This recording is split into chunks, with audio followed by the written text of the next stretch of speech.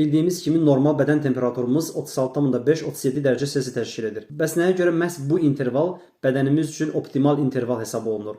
Belə ki, beynimizdə bədən temperaturumuzu tənzimləyən termostatik mərkəz yerləşir. Bu mərkəzin adı hipotalamusdur. Hipotalamus bədənimizdə yerləşən damarlardan və dəri reseptorlarından siqnallar qəbul edir və bu şəkildə bədən temperaturumuzu tənzimləyir və optimal səviyyədə saxlanmasını təşkil edir. Bədən temperaturunun qeyd olunan bu intervalda yerləşməsinin fizioloji səbəbi ondan ibarətdir ki, bədənimizdə, orqanizmimizdə baş verən bütün kimyəvi və biokimyəvi reaksiyaları tənzimləyən zülal mənşəli fermentlər adlanan maddələr məhz bu temperatur aralığında normal fəaliyyət göstərə bilirlər.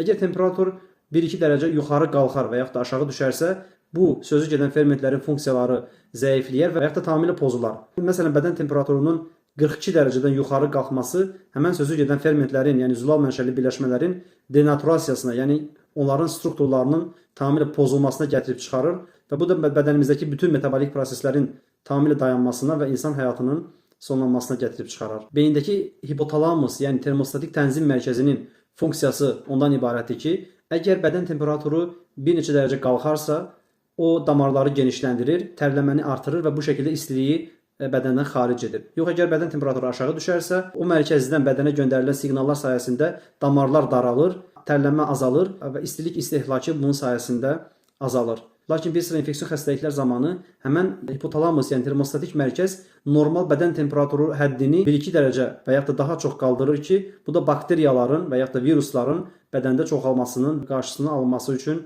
olan fiziolojik bir reaksiyadır.